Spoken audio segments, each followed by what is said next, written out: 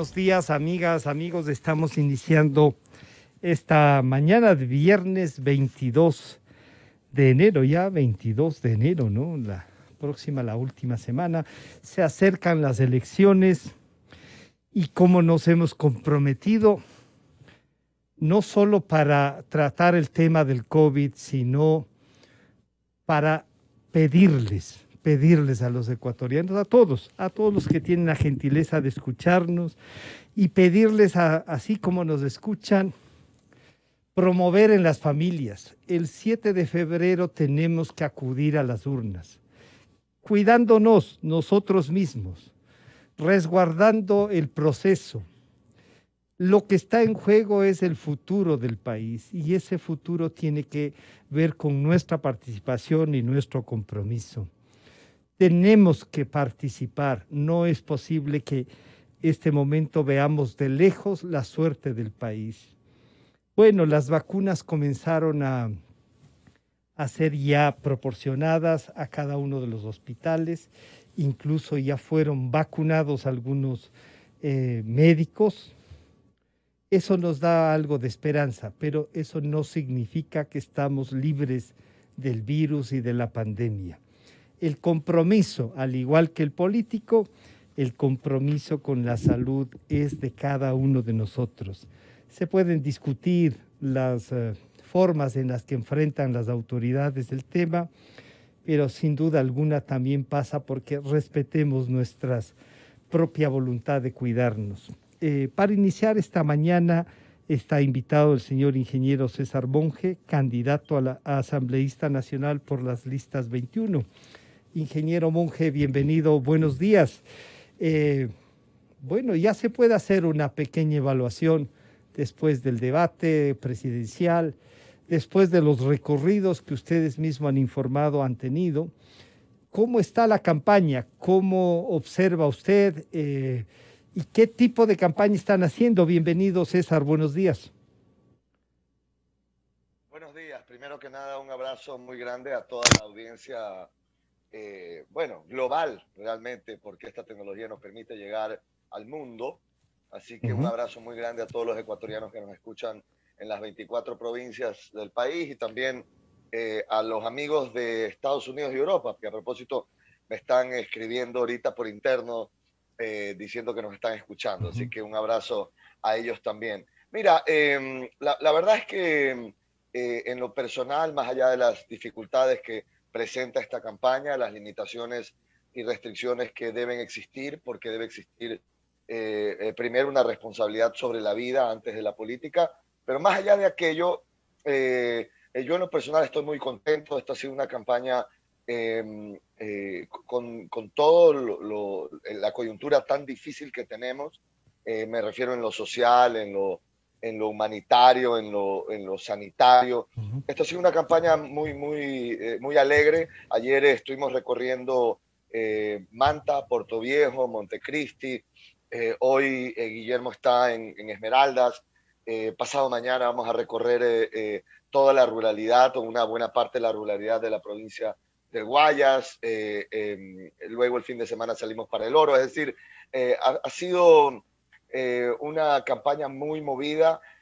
Lo más bonito de las elecciones siempre es poder estar en muchos lugares en un corto tiempo, ver a muchos amigos, ver a la familia de Creo en todo el Ecuador. Así que contentos Y de y a la partir alianza, creo yo, César, de la... Sí, esta sí. alegría y este estar, sí, yo soy de los que también siempre recuerda lo que significa una campaña y recorrido cantón por cantón este país y si alguna cosa le deja es esa satisfacción de conocer, de ver ese Ecuador profundo, ¿no? Pero, y ahora ustedes están también en compañía y tienen una alianza. La alianza ha funcionado, sirve las dificultades que pueden tener, que suelen hacerse presentes y a veces se profundizan en las propias campañas. ¿Cómo puede medir, César? ¿Ha sido un paso positivo? Ustedes estuvieron en segunda vuelta sin alianza, esta vez van con alianza. ¿Es un paso positivo? ¿Es un buen mensaje, César? Vea, yo te soy sincero, ya que a pesar que esto no es un confesionario. Sí, no, pero aquí entre nos cuente. Aquí entrenó con el Ecuador escuchando. Claro. Mira, te voy a ser sincero, te voy a ser sincero. Yo tenía mis dudas Ya. sobre, no sobre la capacidad de Lasso y de Nebot de sentarse y dialogar, que en eso, cuando tuvimos una de las primeras reuniones, yo me di cuenta inmediatamente que eso iba a funcionar porque de alguna manera había a dos líderes políticos dando la vuelta a la página y diciendo, mira, el momento amerita que pensemos en cómo trabajar juntos en por el Ecuador, ¿no? Ujú. Esa parte no tenía duda, pero como yo conozco bien la parte política y la parte operativa, porque a mí me ha tocado estar en la parte de base, de estructura, de operativizar estos acuerdos que conceptualmente muchas veces suenan muy bien, pero que en el aterrizaje tienen dificultades. Yo tenía mis dudas sobre la posibilidad de que esto, de cómo iba a funcionar esto en la cancha, en la tierra. Pero realmente me alegro que esas inquietudes que tenía yo hayan sido resueltas positivamente. Estamos haciendo trabajo territorial en conjunto. Estamos haciendo trabajo de campaña en conjunto. Hasta ahora ha funcionado muy bien. Siempre hay cositas que uno va Claro. ajustando, pero mira, en parte creo que una de las razones por las cuales ha funcionado es porque ese aterrizaje no solamente se lo ejecuta con el Partido Social Cristiano. El movimiento Creo llegó a acuerdos con 43 organizaciones políticas legalmente registradas en el Consejo Nacional Electoral que son de carácter parroquial, cantonal y provincial, con quienes también tenemos Ujú. acuerdos. Y muchos de esos acuerdos incluso son en papeleta. Lo que pasa es que Ujú. no son tan conocidos porque, claro, el Son muy Partido Social Cristiano es un locales. partido, Ojalá son más locales, terminan, correcto, ojalá terminen correcto. absorbiendo y eliminemos de los 280 movimientos, por lo menos los 40 que han firmado y ustedes se conviertan en un partido al que podamos atacarlos en conjunto. Bueno, mira, Sí, como tú comprenderás, para mí es políticamente muy difícil ahorita sí, sí. darte una respuesta a aquello. Por eso pregunto. Sería, Si fuese fácil, no hay como sería preguntar. complicarme, sería Claro. complicarme la vida con Ya. ellos ahorita, pero lo que sí puedo decir es que cuando vamos a una provincia, hacemos un trabajo en conjunto con estas organizaciones Ya. locales, con el Partido Social Cristiano también y con una serie de organizaciones sociales, frentes, colegios de profesionales, con quienes también hemos llegado a acuerdos y se están generando acuerdos casi todas las semanas. Artesanos, taxistas, médicos, colegios de profesionales, asociaciones de profesores universitarios, etcétera, etcétera. Entonces, termina siendo un escenario donde no solamente hay dos cuerpos, sino hay varios. Y me parece que, mira, esto es hasta un buen ejercicio Ujú. por lo que va a venir en el tema legislativo, donde vamos a tener que hacer un esfuerzo muy grande para tratar de poder llegar a consensos en una asamblea donde sin duda va a haber una conformación un poco distinta a lo que hemos visto históricamente en los últimos Y entonces 10, 13 años. esa voluntad de diálogo, más allá de lo que pueda pasar, ya en el escenario de la asamblea, ustedes están observando que para cualquier cosa de responder con o sin gobierno, pero responder en la legislatura, pasa por qué, que habría que rescatar de esta asamblea en la que han tenido ustedes un buen grupo de asambleístas, otros después de que se terminó el acuerdo se les fueron, y a lo mejor estaba bien, el acuerdo era ese, pero ahora van a tener una visión y si ganan la presidencia de la República también y la Asamblea, ¿qué cambiar en la Asamblea? ¿Cómo darle una... pasa por la reforma a la ley orgánica, pasa por reestructurar eso, por no tener los dueños de los proyectos en el caso de los que son presidentes de comisiones? ¿Cómo visualizan ese funcionamiento con este ejercicio de diálogo y acuerdos, César? Mira, ayer un colega tuyo me decía, pero ustedes mismos se dieron un tiro del pie cuando en la asamblea apoyaron un cambio en el método de asignación de escaños y pasaron del método, si se quiere, correísta, Yeah. del método de Hunt, que era un método de asignación de escaños que favorecía a las mayorías y que es lo que Correa utilizó para, por ejemplo, con el 40 En tener el el 100. 70 o con el 30% de los votos tener el Sí, sí. 80, ¿no? Y un colega tuyo me decía, ustedes debieron haber mantenido ese sistema. Entonces yo le dije, mira, sin duda, el hecho de que el movimiento Creo el año pasado dijo, no, nosotros no queremos usar un método que nosotros mismos criticamos porque ahora nos conviene, porque entonces, ¿cuál es la lógica de defender ciertos principios, pero cuando te conviene entonces usas el método correísta porque ahora tú vas a tener una gran mayoría y quieres formar una planadora? Nosotros tomamos la decisión de apoyar un método de asignación de escaños que le da mucha mayor importancia a las minorías, evita la acumulación de poder en un solo bloque y presenta un reto mucho más grande porque ya no tienes esa planadora donde dices, si no te gusta, anda a ver a quién le reclamas, yo tengo acá mayoría y yo hago lo que yo quiero. Ese escenario no lo vamos a tener y claro, hoy con Guillermo Lazo proyectado a pasar a la segunda vuelta en primer lugar, es decir, a ganar la primera vuelta y pasar a la segunda vuelta ganando, mucha gente nos dice, no fue La para mejor ustedes la decisión. medicina peor que la enfermedad. Ya. Claro, yo sigo manteniéndome en que yo prefiero menos acumulación de poder en una sola visión. Yo creo mucho que la democracia debe ser un sistema de pesos y contrapesos. En lo particular, entiendo también que eso presenta mucho más, un escenario complejo donde tienes que hacer un esfuerzo muy grande. Ahora, evidentemente, nosotros no queremos repetir lo que hemos visto en la Asamblea, donde para lograr votos tú repartes la salud de los ecuatorianos o los hospitales como troncha. Yo creo que esta Asamblea va a tener una lupa muy, muy grande y esa forma de hacer política, primero, que no se debe repetir y segundo, que creo que no se va a poder repetir por los antecedentes que hemos vivido. Así que, mira, lo único que te puedo decir es que yo creo que el buen accionar de una Asamblea parte por más de un elemento, pero el primero, cómo esté conformada. Y ahí hay una corresponsabilidad entre la gente que nos está escuchando y los movimientos políticos. Claro que nosotros tenemos que tratar de proponer gente buena, gente sin rabo de paja, gente sin grillete, gente que no esté investigada por actos de corrupción. Esa es la responsabilidad de las organizaciones políticas, pero ya vemos que no todas las organizaciones políticas cumplen su responsabilidad en ese Ujú. sentido y entonces ahí le queda la otra parte al votante. Yo sí creo que hoy, cuando hay un gran rechazo a la Asamblea y la gente dice, la Asamblea es una porquería, solamente el 4% apoya la gestión de la Asamblea y es fácil golpear a la Asamblea, pero aquí hay una corresponsabilidad y los votantes vamos a tener la posibilidad con el poder del voto de decidir cómo conformamos de origen esta nueva Asamblea y ese origen de alguna manera va a marcar la pauta. Así que César, yo y entonces aspiro que hoy esta tengamos un voto mucho más conformación, responsable. ese voto que debe ser responsable, que tiene que además comprometer a los ciudadanos, pasa también por lo que decía antes.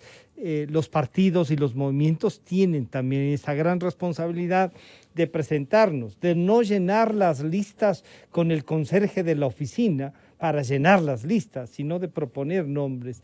Usted diría, César, que creo ahora depuró sus listas, están conscientes de los nombres que han propuesto en cada una de las provincias, a las alianzas que han llegado, que son gente a la que mañana no podrán decir, chusa, no sabíamos, ahora nos damos cuenta, qué pena, disculpen, pero claro, ya están ahí. Eso, Claro. ese trabajo se hizo, César. Mira, a ver, el ser humano con sus altos y bajos, positivos y negativos, es el ser humano y creo que todos conocemos esa realidad, Uh ¿no? ¿A qué -huh. me refiero con esto? Que realmente muchas veces tú terminas de conocer a la gente cuando esas personas tienen un determinado espacio de poder, porque una cosa es un ciudadano en la calle y otra cosa es un ciudadano con poder. y cuando tú vas a la asamblea y ocupas una curul, tienes un poder importante. Yo te diría que quizás la diferencia de los procesos anteriores con este es que cuando nos sentamos con Guillermo a pensar en esto que estamos conversando acá, tú y yo, al final del día la decisión fue volver al origen de la organización. Es decir, a ver, si tenemos ya 9 años, porque creo tiene 9 años de vida, que los acaba de cumplir el 20 de enero pasado, o sea, hace pocas horas, y tenemos gente que ha pasado por un proceso, que está con nosotros desde el inicio, que se ha fajado, mucha gente que, digamos, no necesariamente se la conoce públicamente, que no son famosos de televisión, ni grandes futbolistas, ni cantantes, ni personas que se las Pero que conocen en la están pantalla. preparados para. Pero uno, que tienen una preparación; dos, que entienden la causa, porque la han vivido y la han luchado desde el inicio, y porque un poco sienten que hay una responsabilidad muy grande para la organización, para el proyecto, para Guillermo, hacia la ciudadanía, etcétera, etcétera. Entonces, la decisión final fue, vamos a nuestra cantera, y de nuestra cantera, que ha crecido con nosotros, de ahí definamos las candidaturas. Y así es lo que se ha hecho, te diría prácticamente en un 99%. Quizás hay pequeñas excepciones de personas valiosas que encontramos recientemente y que finalmente están en las listas también, pero la mayoría es gente de cantera, y ese sí es un elemento distinto al anterior, de las elecciones anteriores. Ahora, ¿eso te garantiza 100%? No, Es un poco complicado, sí. pero yo creo que Pero hay que reduce buscar, la... claro, reduce el Claro, margen de es correcto. deserción por corrupción. Reduce, sí, Es reduce el correcto, margen. correcto, Sí. correcto, César, correcto. esta visión, está en trámite una reforma, unas enmiendas constitucionales. El candidato a la presidencia por Creo, el señor Lazo, ha dicho que, por ejemplo, en temas de comunicación habrá que derogar la ley de comunicación y presentará, supongo, un proyecto alternativo a eso. No sé cómo están con las enmiendas. En principio, unas que proponía el señor abogado Nebot, ustedes se han comprometido a respaldarlas. Esta que de los ciudadanos partió, en donde desaparece el Consejo de Participación Ciudadana, el Congreso recupera esta deliberación sobre las autoridades de control para proponerlas, para que vengan de diversos sectores. Está ahí. También está la división de la propia Asamblea en dos cámaras, en el Senado y en la de asambleístas o diputados, como se pueda llamar. ¿Cómo ven ustedes? ¿Qué están pensando en promover? ¿Qué áreas de esa consulta y de esas consultas, diríamos, están dispuestos a llevar adelante, César?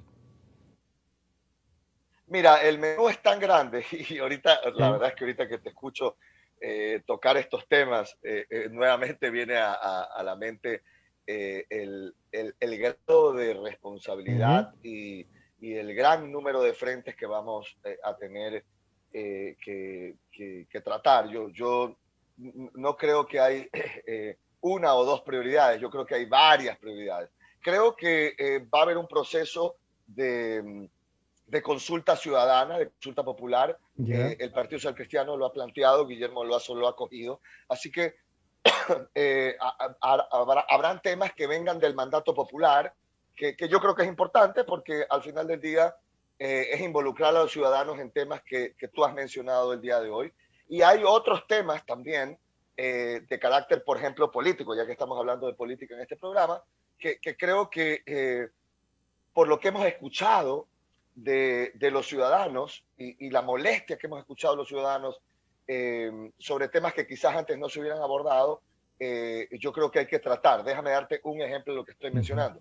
Creo que esta elección, si algo ha generado, es un rechazo que a mí me ha llamado la atención, porque veo al ecuatoriano un poco procesar y reflexionar sobre temas políticos que muchas veces no son la prioridad, o mejor dicho, la mayoría de las veces no son la prioridad. Pero cuando tú ves a una papeleta con 16 candidatos, Ujú. cuando tú ves, y aquí sí voy a meterme en un tema un poquito complicado que antes un poco le seque el cuerpo, pero cuando tú ves a 282 organizaciones políticas registradas en el CNE, cuando tú tienes un sistema donde resulta que tú y los oyentes le terminan pagando la factura a las organizaciones políticas para que hagan política y luego le pagan la factura a los candidatos para que hagan sus campañas, cuando hay candidatos que están siendo investigados por actos de corrupción o que tienen grillete o que todos sabemos que no tienen ninguna chance de llegar a nada y eso le cuesta al bolsillo de una sociedad que no tiene salud, que tiene un sistema de educación ineficiente, que carece de oportunidades de empleo. Entonces esto genera mucho rechazo y yo creo que esto es uno de los temas que en conciencia debemos cambiar en el Ecuador. Es decir, si mañana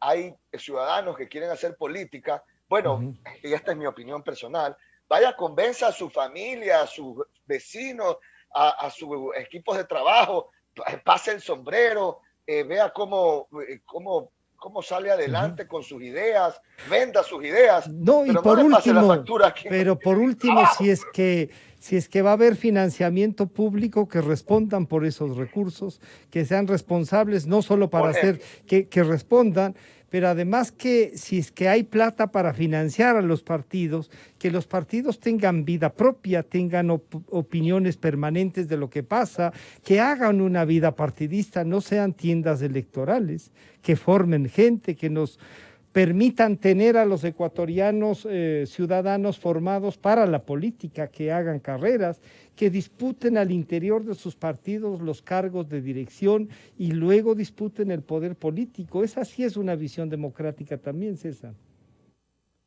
Sí, definitivamente. Yo creo que pasa por los dos ámbitos. Equilibrar las dos cosas. Yo creo que pasa por una reforma donde sean mucho más estrictas las reglas del juego para fines de poder tener no casilleros de organizaciones políticas, muchas de ellas relacionadas con actos de corrupción, que se las mete en una gaveta, como dice Guillermo, y luego se las saca para venderla al mejor postor y ver quién quiere ser candidato, y luego la factura la pagan los que no tienen trabajo. Es una cosa demencial. Y también pasa por revisar este tema de obligar, no al Estado, a los ciudadanos con sus impuestos, a pagarle la campaña política y las propagandas políticas a los candidatos. Y yo no como el cuento, ni me creo esto, porque cada vez que yo digo esto, yo recibo mensajes de gente que me dice, claro, César, lo que pasa es que entonces solo los ricos van a ganar las elecciones.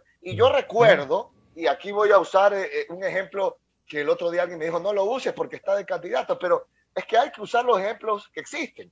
Yo recuerdo una elección donde Lucio Gutiérrez le ganó la elección al hombre más rico del Ecuador, y Lucio Gutiérrez no era un tipo con una enorme chequera. Claro. Entonces a mí no me vengan a decir que pensar en estas reformas que son una afrenta hoy por hoy de un sistema que es una afrenta a los ciudadanos, significa que le estamos dando el país solamente a los que tienen chequera, cuando en el pasado se ha demostrado que eso no sucedió necesariamente. Que el que mejor la concepción en su momento ganó. La concepción de que frente a los recursos que pueden tener algunos, la organización y el pensamiento, la cultura, te llevan a ganar y a disputar el poder palmo a palmo.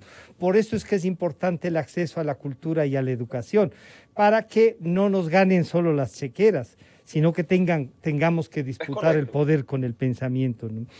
En las listas de cosas que ustedes ven. Además, sí, por favor, sí. Además, solamente iba a hacer una referencia de lo que he escuchado yo, porque era muy pequeño en aquella época, pero hay un personaje de la política, hay muchos personajes que uno, más allá de que puede discrepar en ciertos temas, reconoce como valiosos, y yo he escuchado muchas historias de cómo empezó, por ejemplo, Rodrigo Borja en aquella época, cuando la izquierda democrática no era nada, y empezó no con grandes chequeras, sino pasito a pasito construyendo lo que luego sí fue un partido muy grande, pero cuando empezó, no empezó con megajets y megachequeras, empezó con un esfuerzo muy disciplinado y es uno de los que yo he escuchado muchas veces. Uno de los políticos de algunos que uno conoce, que han recorrido cantón por cantón y parroquia por parroquia, que no Claro, les pueden contar claro, en dónde claro. falta una carretera, sino que ya la han visto, en donde hay un camino que hay que Es arreglar, correcto, saben dónde es. Claro, gente como él, correcto. uno dice a veces, ¿qué le pasó a ese pensamiento? No solo de él, hay gente como Osvaldo Hurtado, Julio César Trujillo, que estaban el propio Jaime, ¿no? Con una concentración de fuerzas populares que lo que tenían era la popularidad y la voz. Sí, se han ido construyendo, Claro. hay partidos políticos, movimientos que se dedicaron a la organización social, a los sindicatos, a los campesinos, a los indígenas, que ahora los quieren usar como membrete. Sí, y eso es lamentable. ¿Cómo recuperamos entonces esta reforma política? Vemos que es necesaria, pero ustedes la plantean también una reforma de modernización tributaria, una nueva ley de inclusión laboral. Y ahí viene, también ahí está otra visión de cómo trabajar con las organizaciones. ¿Están pensando en reformar el código laboral o una nueva ley laboral que le permita de aquí en adelante tener y no afectar los derechos adquiridos, César? Mira, tú has tocado el tema que es la prioridad para este proyecto político. Y la prioridad para este proyecto político no necesariamente pasa por lo político, a pesar de que hay que tocar temas políticos, por supuesto, pero pasa en un concepto que yo creo que es el más importante, es cómo convertimos al Ecuador en un país con una coyuntura que permita un mayor crecimiento económico, que permita una mayor atracción de inversiones, no solamente inversión extranjera directa, sino una mayor inversión para actores nacionales y pequeños, medianos y grandes empresarios o emprendedores nacionales con quienes hemos venido conversando.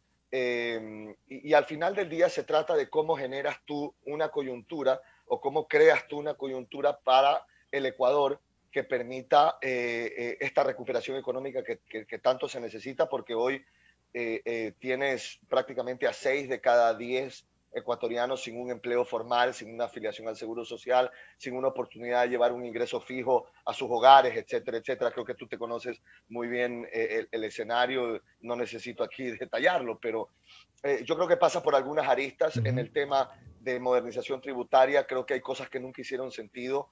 Cuando en la época de Correa se insistía, por ejemplo, en el cobro del anticipo de impuesto a la renta. Eso es algo que yo cuando era dirigente gremial lo peleé mucho porque trataba de explicarle a los gobiernos de turno que tú no puedes en la mitad de un ejercicio fiscal pretender que alguien calcule qué utilidades va a tener al final Y y se en quede base a eso sin anticiparte liquidez. algo que se quede sin liquidez. Es una cosa Claro. absurda, absurda, que no tiene ningún sentido.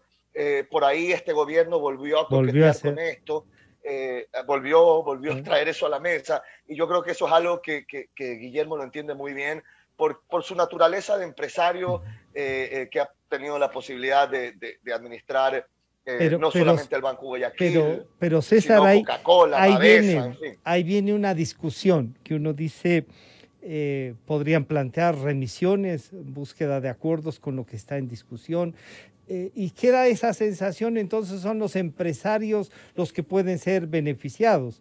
¿Cómo esta modernización tributaria, primero, hace que todos los que tengamos ingresos algo paguemos? O sea, que sea, Claro. que todos, o sea, si tenemos servicios y que paguemos algo, pero que no se carguen a los más pobres, y si bien es cierto, no es bueno castigar al empresario quitándole liquidez de ese momento, sí necesitamos, ahora más que nunca, un empresario más comprometido con el resto, que somos la mayoría, el 70%, César. Bueno, lo primero es que tú no puedes generar una estructura impositiva regresiva. Es decir, No, a ver, si mañana tú decides subir el IVA al 14%, te va a golpear a ti y va a golpearle más duro a los más a quien pobres. menos tiene. Porque, correcto, correcto. Yo creo que eso sería una barbaridad. Pero generar reformas tributarias, por ejemplo, como la eliminación del impuesto a la salida de divisas, Uh que -huh. honestamente en el Ecuador ha servido para bloquear inversiones en el Ecuador, porque solo mira a Colombia y a Perú, que tienen visiones distintas a las de Ecuador en este ámbito, y tú encontrarás a dos países a quienes, con todo respeto voy a decir lo que voy a decir, nosotros no tenemos nada que envidiarle, nada en recursos humanos, nada que envidiarle, en mi opinión personal, pero son países que atraen 13, 14, 16 veces más inversión extranjera directa en el Ecuador, porque son, digamos, modelos económicos que tienen claro que lo que necesita un país es atraer inversiones para que esas inversiones se conviertan en plazas de trabajo, pero y son esas más, plazas de trabajo se rieguen pero en la son más de población, 1.000 millones de y luego dólares. el pago. Pero César, son más de 1.000 Es millones de correcto, pero lo dólares. que. ¿Y cómo sustituimos eso en un presupuesto que ustedes van a tener que tratarlo, si bien ya no este año, el próximo, que tiene Sí. un déficit fiscal que por lo menos, si se hace lo que se tiene que hacer, necesitarán de 2.800 a 3.000 millones de dólares? Y si les falta todavía, esto queda en 6.500 millones de dólares, si no se cumple con el acuerdo con el fondo, si no se hace ese trabajo que digamos esté en el acuerdo, pero que no deberíamos pensar que es el acuerdo, sino que necesite el país. ¿Se puede pensar así, César?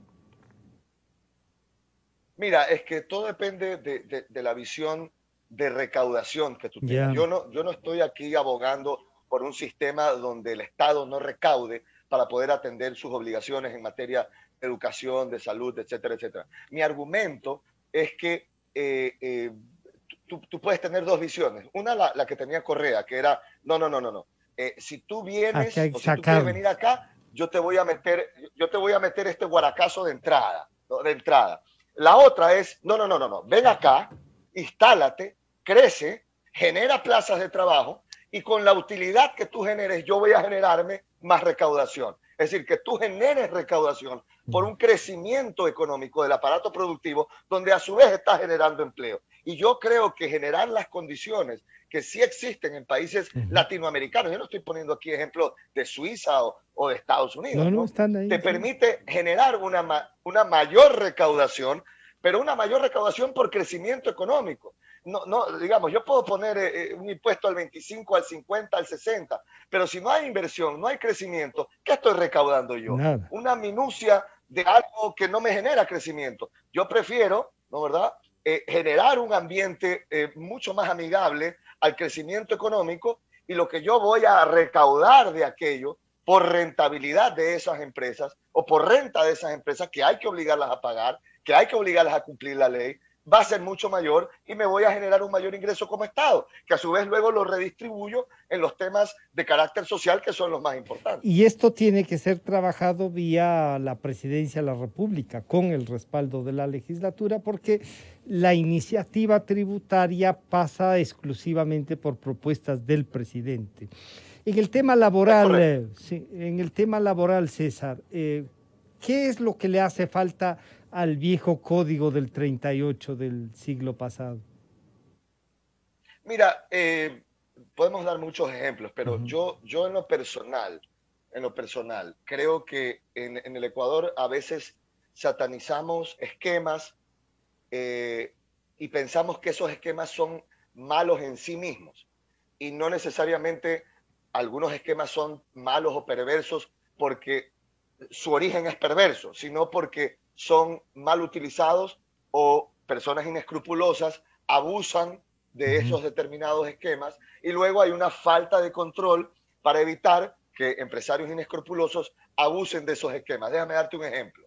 El trabajo por hora, un tema absolutamente satanizado en el Ecuador, porque hubo mucha gente que abusaba de esa herramienta, y había un Estado que no controlaba que no se abuse de esa herramienta. Pero mira, yo tuve la oportunidad de vivir unos años en Estados Unidos, donde el esquema de trabajo por hora, y ojo, Estados Unidos, que en muchos respectos ha sido abanderado de la lucha por los derechos laborales de muchísima gente, de los sindicatos, El etcétera, primero de etcétera. mayo Un es, país donde los el sindicatos. primero de mayo nace Es en los Estados correcto. Unidos, sí. Es Sí. correcto, es correcto. Y los sindicatos en los Estados Unidos tienen un Tienen poder peso. brutal, enorme, ¿no? Es que Enorme, existe. enorme. Entonces, correcto. Entonces, ¿a quién se le puede ocurrir que en ese esquema la idea del trabajo por hora, por ejemplo, sea algo que, digamos, haya que eliminar del esquema laboral cuando bien utilizado, obligando a las empresas a respetar, es algo que, por ejemplo, a la gente joven le ayuda muchísimo. Yo no hubiera podido estudiar mi universidad, que tuve el privilegio de estudiarla en los Estados Unidos, si no hubiera existido un esquema de trabajo por hora que me permitía a mí cargar cajas en distintos momentos del día en una tienda de abarrotes y con eso poder sostenerme para poder estudiar. No hubiera podido estudiar. Y esto, cuando en el Ecuador se lo satanizó y se lo eliminó porque se decía que era negativo, yo conozco, porque he conversado con muchos estudiantes, que lo dejó sin poder tener ingresos como los tenía yo cuando era estudiante. Entonces, estas son las cosas por las cuales uno tiene que luchar, porque funcionan cuando se las usa bien y cuando hay un Estado que hace respetar que esos esquemas no sean mal utilizados. Así que para mí esto es parte de la modernización. Y bueno, hoy por hoy tenemos otra realidad. También podríamos entrar en el tema del teletrabajo, que yo creo que independientemente de que tengamos una cura a la pandemia, yo creo que el mundo se dio cuenta que hay un esquema laboral que se puede utilizar como antes no se lo pensaba y que va a ser el futuro del país. Así que tenemos que sentarnos y analizar cómo legislar incluimos de sobre manera eso. mucho más profunda. Yeah. Correcto, y Y ahí legislar tienen sobre eso porque el ustedes mundo va para allá. unos costos del Internet muy altos y ustedes proponen revisarlo a través de una ley para generar vía el IVA, disminución del IVA a estos servicios de Internet. Algunos, claro, se atreven a decir Internet gratuito para todos. A lo mejor en educación hay que repensarlo. Claro, son modelos que no existían y que hay que irlos buscando cómo se legisla, resguardando los derechos de la mayoría, César. Es correcto, porque no hay medidas únicas que te generen mágicamente una solución. Ahorita estamos hablando de un tema laboral, por ejemplo, muy importante, que yo creo que va a ser de alguna manera el futuro del sistema laboral en el mundo, porque ya lo estamos viendo. Yo mismo lo veo en mi casa, con mi esposa, que se dedica a vender camarón por todo el mundo. Y pues ya esto de tener que estar anclada en una oficina es algo del pasado, ¿no? Pero este nuevo mundo hay que legislarlo. Pero por sí solo no funciona si tú no tienes, por ejemplo, un mayor grado de conectividad en el Ecuador. Y para tener un mayor grado de conectividad en el Ecuador, necesitas promover un ambiente donde no sea imposible para las empresas que se relacionan con el tema de Internet, de conectividad, invertir más en un país, en un tema que va a ser complemento de lo que tú legisles en materia laboral. Así que vamos a tener que trabajar en varios frentes para que todas estas medidas en conjunto ayuden a sacar el país Y adelante. así, una cosa que se va a estar relacionada a lo laboral es la educación, y ahí hay una ley de educación superior que genera desde el inicio ya unas exclusiones. Y tenemos unos jóvenes que se sienten con su primer fracaso, no con su primer trabajo, con su primer fracaso al no poder ir a escoger la carrera que ellos quieren. Y si es que no la quieren, porque no es obligación ir a la universidad, cómo ofrecer carreras técnicas, cómo darles una mano para que esas experiencias que uno mismo las ha vivido, de poder financiarse, de poder avanzar, puedan ser posibles. La educación superior a través de la legislatura, ¿cómo enfrentarla, César? Mira, yo creo que nuevamente el Ecuador arrastra hoy el resultado de una era donde el correísmo tomaba medidas, ¿ok? Pensando que el Ecuador era Suiza o alguna otra realidad social distinta a la nuestra. Y hay varios ejemplos de esto. Uno es el tema de la educación, te voy a dar otro ejemplo, el tema de la seguridad, ¿no? Yo recuerdo, porque era dirigente camaronero, era presidente del gremio camaronero en la era donde Correa un día decidió que iba a desarmar a todo el sector productivo, no el camaronero, al sector productivo en general, que opera en muchas zonas rurales del Ecuador. Y nos dijo, no, ustedes no tienen por qué portar armas. Sus trabajadores que les dan seguridad a ustedes no tienen por qué portar armas, porque la seguridad la doy yo, ¿no? Así que aquí el Estado es el que da la seguridad y yo no quiero que ustedes tengan la capacidad de portar armas. ¿Qué es lo que hizo Correa cuando tomó esta decisión? Se olvidó que él como Estado no estaba en capacidad de atender la inseguridad que existía en los sectores productivos en las zonas rurales del Ecuador. Desarmó a quienes estábamos realizando estas actividades en zonas de alto conflicto, pero no desarmó a los delincuentes. Y lo que sucedió fue una ola delincuencial que peló al sector productivo de una manera brutal.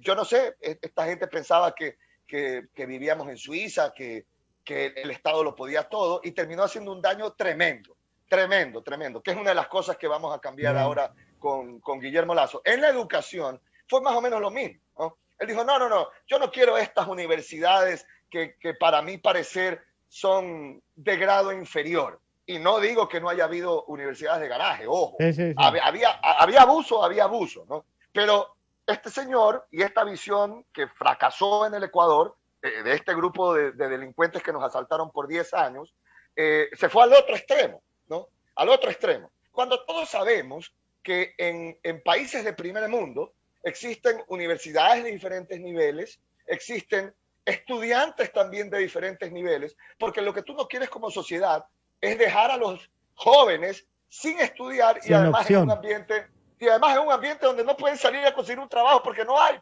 Claro. Entonces tú tienes una generación perdida. No les permitían ingresar a la universidad y les exigían PhD para todo. Y algunos PhD se quedaron cambiando las letras porque en realidad fueron una agresión. César, se nos fue el tiempo, que les vaya bien. Bueno, la política es eso y claro, gente como yo que le gusta hacer eso, que le gusta, que no dejé hace rato, no solo porque nos expulsaron, sino que yo me entusiasmo cuando la gente ingresa a la actividad política y lucha y la pelea. Podemos discrepar, no podemos estar de acuerdo en la visión del país, pero se reconoce eso y esto me permito decir por la salud y la lucha, César. Bueno, un buen día. Les agradezco mucho, te agradezco mucho por esta linda entrevista y bueno, un abrazo muy grande, a meterle mucha fe a lo que viene por delante. Creo que todos necesitamos tratar de ser muy optimistas y creer que podemos sacar al país adelante. Así que un abrazo enorme y está compitiendo con otro luchador como Fernando Villavicencio, ¿no? Ah, claro. ¿Se han encontrado alguna vez ya en algún debate? No, somos se conocían. Bueno. Sí, no. Somos buenos amigos. Yo le tengo un aprecio especial. Le deseo la mejor de las suertes y de repente nos vemos ahí en la asamblea con él y hacemos fuerza común. Así que eso es lo que esperamos hacer. César, un gusto. Buenos días. Chao. Gracias. Ha estado con nosotros César Monge, candidato a la Asamblea Nacional por Creo Listas 21. Enseguida volvemos.